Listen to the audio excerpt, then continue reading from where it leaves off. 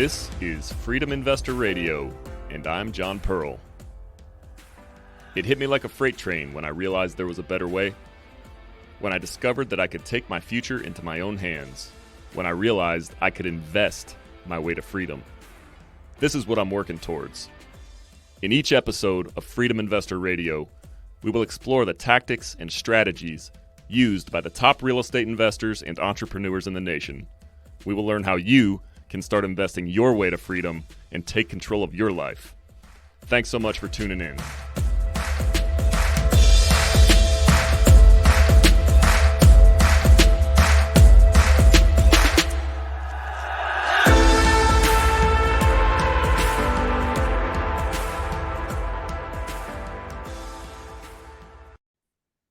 What's going on, everybody? Welcome back to another episode of Freedom Investor Radio. I'm your host, John Pearl. Today, I am joined by Hollis, who is the founder of 24 Capital Group. Hollis, what's going on, my man?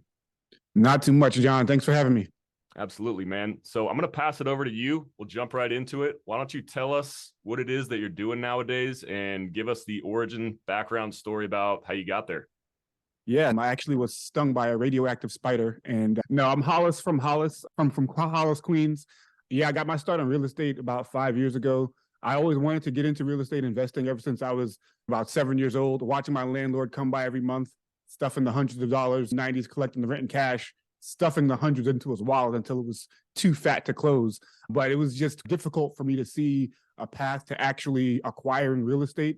Growing up in New York, the prices being what they were even back then. And that kind of became a limiting belief for me. Like it was just seemed like investing in real estate would be something unattainable for me throughout life until I got into my 20s. A buddy of mine took me to a real estate meetup and they had a speaker who was talking about wholesaling real estate. And that kind of was a game changer for me because it was a way to get my foot in the door without spending a ton of money. And then from there, I was doing that for a little while, started a business doing that. And we got to a point where I realized I wasn't making any passive income. If I stopped making phone calls, I stopped doing deals and I stopped getting any money out of it. So I started to pivot to look at ways to actually acquire these deals, which means I needed some money. So I looked at bringing on partners. Partnering on a duplex is not a lot of skin on the bone. After you pay off your debt, you pay off your partner, and you have about $7 a month left in cash flow. So I started looking at bigger and bigger deals until those economies of scale made sense. And that led me to start my private equity firm, 24 Capital Group. Oh, man. Tell us about the name 24 Capital Group. Yeah, 24. My birthday is November 24th. My wife's birthday is September 24th. Our house number just so happens is also 24. I grew up on 204th Street, so not quite 24, but almost there. Basically. And my son was almost born on November 24th. He missed it by 4 days. He's November 20th. So he's right there. 24 is our family number, I guess. Got it. No, that's great. I love it.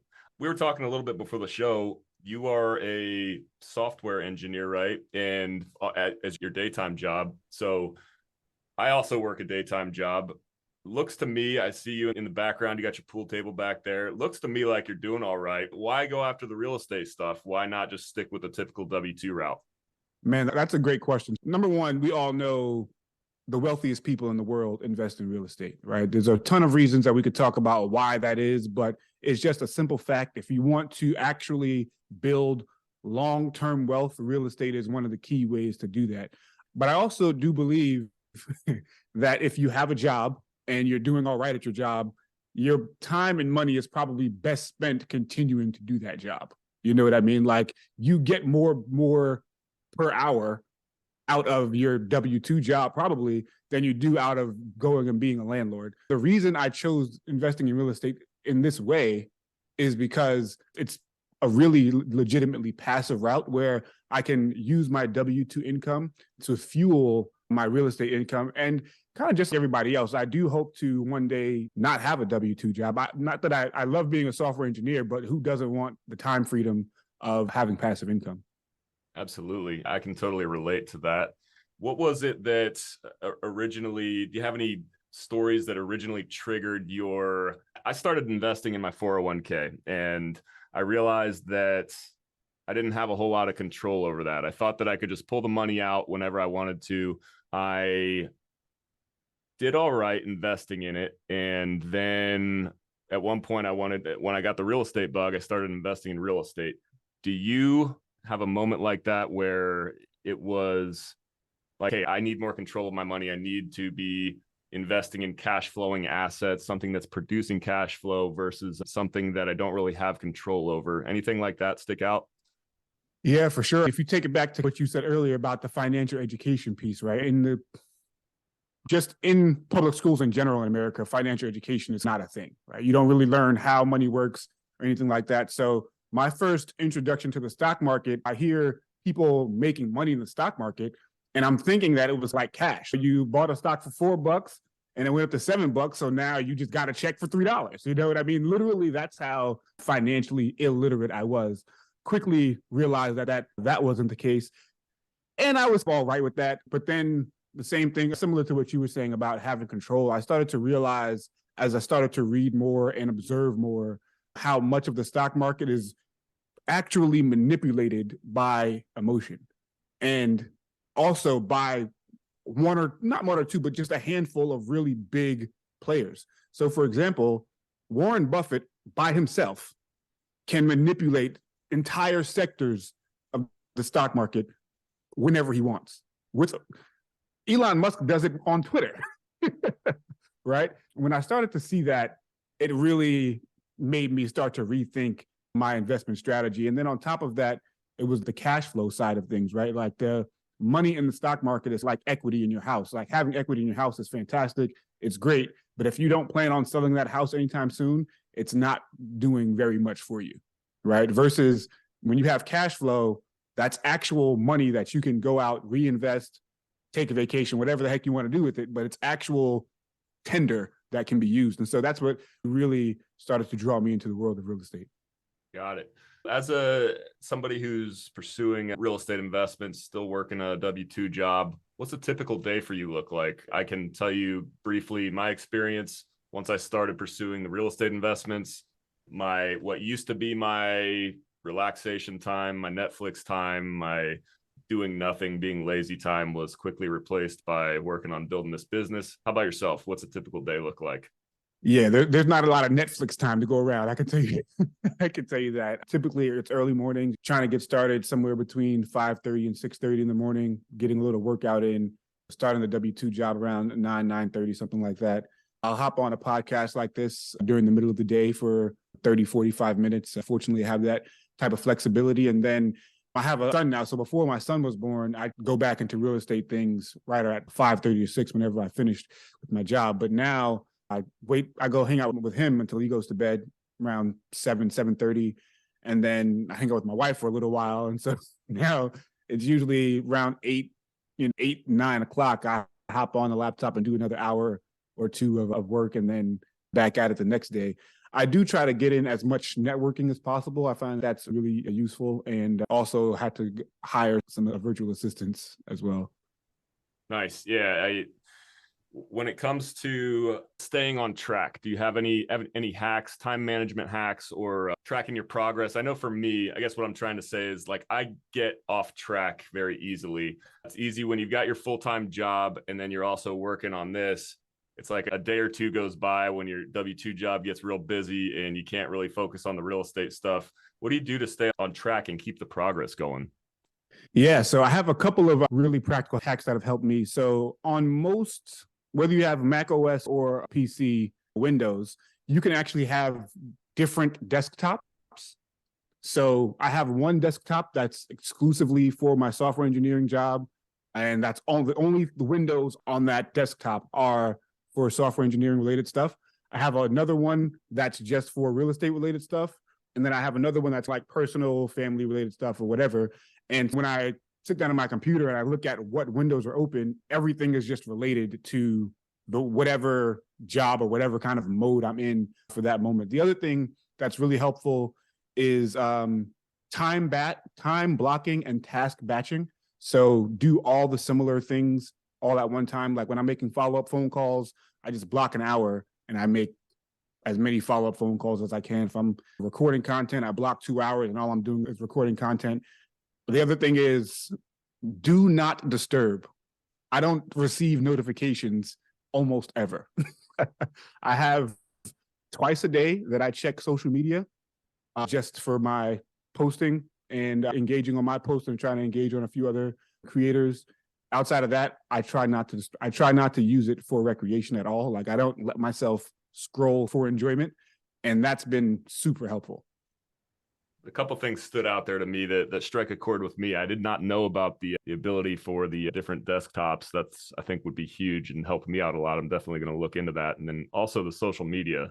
So I took the whole month of January. I just deleted social media off my phone. I rarely get on social media on a computer, but I deleted it off my phone. The intent was just for the month of January to reset and focus more on just creating and working on the business.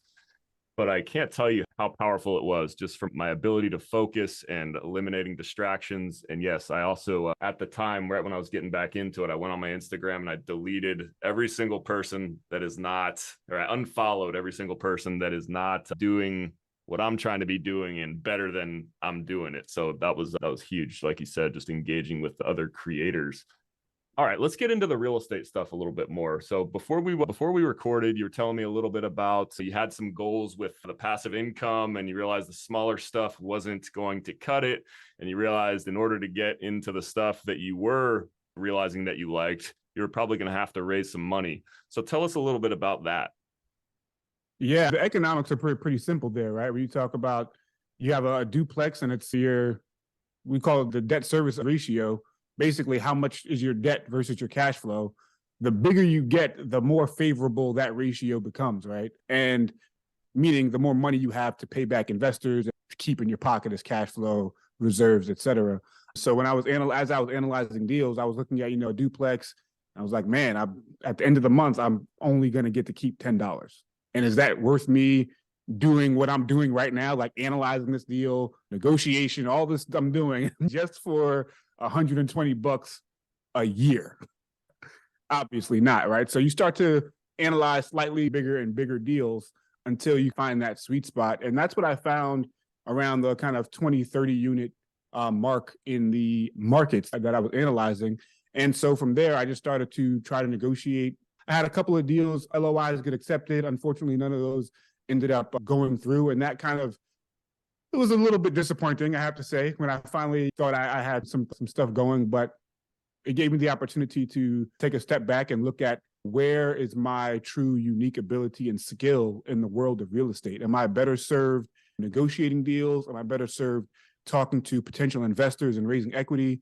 And based on just my personality type and what I believe my unique abilities to be, it was helping other people to invest in the deals alongside me. And so 24 Capital Group was one of that. Got it. Yeah, I think a lot of people who enter the commercial real estate space have a very similar origin story. Kind of get the real estate bug, and then you realize the power and the value that commercial real estate offers. But then when you start going after the deals, like the best deals, it's an unfair space. It's a great space to be in once you can actually get involved in those good deals.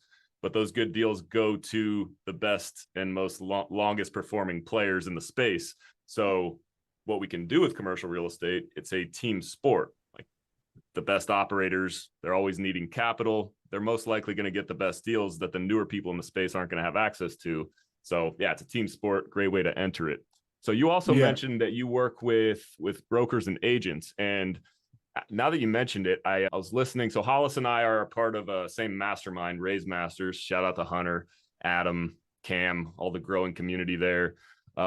But I was listening to a coaching call, and I think it was you, now that I mention it. You were at a meetup with brokers and agents, and you're talking about syndication, and they didn't even know what it was. I think that was you who's talking about that. So tell us a little bit about that and why specifically brokers and agents should educate themselves about investing in commercial real estate and syndications.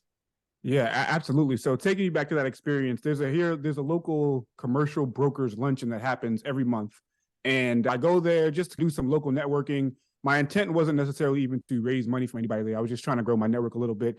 And we're going around the room. Anybody new, tell us who you are, what do you do, that sort of thing. And so I raised my hand. I'm like, hey, I'm Hollis.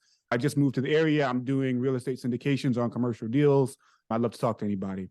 And afterward, this is a room full of commercial brokers. Most of them sell industrial deals and 100+ unit multifamily apartment buildings. And afterwards, several of them walk up to me and say, hey, you said you do syndications. What is that? My mind was blown. I was like, who do you think bought your $10 million apartment building? Was it just like a guy who had $4 million and was like, let me just put it all in this one asset? And the really astonishing thing with that, and why I always like to talk to agents and brokers specifically, is because the IRC, the Internal Revenue Code, is actually designed for real estate investors to succeed. If you look at a lot of the allowances and the write-offs and the exemptions and things like that are in place, a lot of them are around real estate and what's called real estate professional status, which anybody who's in the commercial real estate world or invest in commercial real estate, getting real estate professional status is like the holy grail. It's the one thing everyone is trying to get. And it's because once you reach that status, it opens the door for so many other tax benefits and abilities to use that passive income and those passive losses, especially. The thing is, most of us don't qualify for real estate professional status. There's very specific requirements around it. And unless you're actually a full-time real estate professional, it's incredibly difficult and dangerous to say that you are when you aren't. However, if you are a real estate broker or a real estate agent, you are a real estate professional almost automatically. By default, your job is a full-time real estate property trade or business, meaning you have access to unparalleled tax benefits by investing in large, highly depreciating real estate assets. So if you don't do that, you're leaving, no exaggeration, hundreds of thousands of dollars on the table in paid taxes by not understanding how these strategies work and how you're able to invest in them. And obviously, I'm not giving any specifics because I'm not giving anybody any tax advice or suggestions. All I'm saying is if you're a real estate professional, meaning a broker, agent, maybe property manager, you need to talk to your CPA about how you can leverage depreciation against your taxable income. Absolutely, man. Reps, the real estate professional status. That is the It's all about the reps. It's all about the reps, man. And I second that sentiment. And everybody, if you are specifically for real estate brokers and agents, like Hollis said, or my wife and I currently, so a couple years back, we had our third child, and we decided that it would be more valuable to have my wife stay home with the kids. Now they are starting to go to daycare and she's getting some more free time. So what we're working on is trying to get her that reps, that real estate professional status, because of what you just said. Exactly. It is the holy grail and you can just leverage it. It's so powerful to reduce your taxable income. It was so staggering to me that a room full of real estate professionals, nobody was using this. And it blew my mind that there are so many people out there who are only playing one half of the game. And I think that kind of speaks to mindset and education. That's become something I'm really passionate about, is helping people to understand these things and open up these opportunities to folks. Yeah, it's interesting. What was the reception like when you started explaining these concepts to them? Was it like disbelief? I get a lot when I talk about reps, and talk a little bit about that. Yeah, basically everyone thought it was a scam and I was like a part of some pyramid Ponzi scheme. Yep. But some people, like when you actually explain to people how it works within the bounds of the tax code, and what most of them are familiar with real estate professional status, but what they're not familiar with is cost segregation and depreciation, and essentially the different buckets that the IRS has for income, right? Like you have active income bucket and passive income bucket, and usually those things can't be merged unless you find a way to make your passive income active by being a real estate professional. So you mentioned earlier that you started off in the wholesaling space, and I hear a lot of people when they're starting their real estate investing journey, that's where they start. It's generally one of the cheaper ways to get involved. And I think it's a great way to get involved and learn the hustle, learn the trade and the art and the craft. In your opinion, what are some of the cheapest and smartest ways to get started investing in real estate? Yeah, so I got started wholesaling. Part of the wholesaling pitch is, hey, you're a real estate investor now, which, and I guess in some way is true, right? You're dealing in real estate. But the reality is, you're not actually investing in any real estate. Not to say that's no knock against wholesaling. I really think, like you said, it's a great way to start acquiring knowledge and to really explode your network of people within the real estate space. But when you talk about actually investing in real estate, owning property and receiving cash flow from that property and appreciation from that property, I think there are really two cheap, low cost ways to get started in real estate. One of them is to house hack. You can't beat the entry price of a house hack. Simply put, that will give you the highest ROI of any real estate investment that exists because of the low down payment you can go with. If you have a VA loan and your property qualifies, you may be able to come in with zero money down, and you go buy a multifamily property or a large property and rent out the bedrooms, however you would want to do it. But house hacking, to me, is undefeated when it comes to the entry cost and the ROI that you can get. Unfortunately, it's not for everybody. Like, I wanted to house hack. My wife was like, nah, I don't want to live with anybody. And that was basically the end of that conversation. The other one, I think, is investing in crowdfunding platforms or syndications. I can't think of another way to get a risk-adjusted return on $25,000. What other real estate investment is there out there where you can put $25K in, you can get tax benefits, you can get cash flow, you can get appreciation, and that was the entry point. And on top of that, you don't have to go out and do any work. You're not managing tenants, you're not managing property managers, you're not managing construction crews and any of those things. I can't think of any other investment vehicles for real estate that have a lower barrier to entry. Yeah, I couldn't agree more, man. The house hack, I wish I would have learned about that before I got married and had kids, because I talk to a lot of young folks who are interested in getting involved in real estate investing, like kids that are fresh out of college or just came into some money. And I'm like, house hack, go buy a house or a duplex, even if it's just a single family house. When you're 25, who cares if you're renting out rooms? You're probably going to be doing that, something similar to it anyways. But yeah, the house hack is great. And then, yeah, like you said, the passive investing in syndications, that's more for if you got a little money accumulated, but you're just trying to dip your toes in and see learn the business plan, get some experience, and experience all the benefits without doing any of the work. That's ultimately why I got started. I started off passive investing.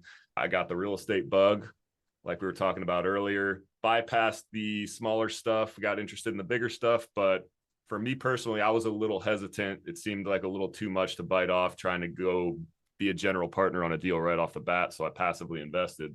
And yeah, you learn a ton passively investing, and it ended up being a really good deal. So really, for just meeting some quality operators and not doing much else, I got a great return on my money. So yeah, man, it's great stuff. You mentioned a couple times during our conversation limiting beliefs. So I'm a big proponent of limiting beliefs and overcoming limiting beliefs, getting out of your comfort zone, living just outside of your comfort zone, doing something uncomfortable every day. Give us your experience with how do you overcome limiting beliefs, and what do you recommend for other folks? Yeah, I think a lot of that comes from, to me, a lot of that is born from our childhood. At least for me, a lot of my limiting beliefs are growing up in an inner city where most of I had maybe 2 friends who owned their houses, whose parents owned their houses. Everyone else was renting. I live in Bridgeport right now. If you look at Bridgeport schools, the graduation rate is somewhere around 70%, right? So you're talking about communities where people are not expected to graduate, and that kind of thing sits with you and stays with you as you grow up. You begin to think that certain things are just not for you. You're not allowed to do X. You can't do Y.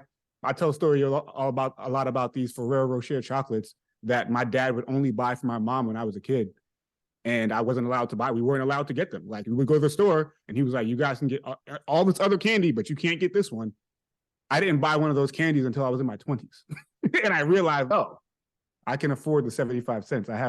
Here's a whole $1, in fact. I think a lot of that has to do with getting out of our own space. Like you said, living just outside your comfort zone, but also within our network. Like, network with people who are just outside of your comfort zone, maybe 2 years ahead of you, maybe even 2 years behind you, maybe or more than that, but just get another voice in your head. And my framework around that, I tell people, is to rap. That's WRAP, right? So you need to write about what you're thinking. If you're actually having legitimate limiting belief about something, just start writing it down. And that'll help you explore and navigate down the path of like, why do I even believe this in the first place? Right. And then once you have that idea clear in your mind, I suggest the R, go out and read about it. Read books about that thing. If you want to invest in real estate, but you don't think it's possible, Brandon Turner has an excellent book about low to no money real estate investing. Like, just go read that and it'll introduce some other ideas to you. And then the A is for associates. Change your associates. If you believe some things about yourself, it's likely you're hanging with people who also believe those things about themselves. So go find some people who just can introduce you to a fresh train of thought and a fresh way of thinking. And that's why I'm so big on the networking piece. And then the last one, the P, is to put it into practice. Like, when you learn about these new ways and these new ways of thinking, actually go out and do them. And once you get literally one rep in, or you even actively start trying to do that, you'd be surprised how quickly your mindset changes to follow your actions. Man, that's great. I've never heard that acronym before, but those are all things that I've done myself that have been extremely beneficial. And I have a much different upbringing than you, but the same thing applies to my upbringing. For me, it was much more of a like, go to college, get a job, work till you're in your 60s, contribute to the 401k. Comfortable life for sure, but you're trading time for money. And like, my dad growing up had a great job, but he was always gone. And then once I had kids, it was, I need to be doing something else. I don't want to be gone all the time. I want to be a part of their life.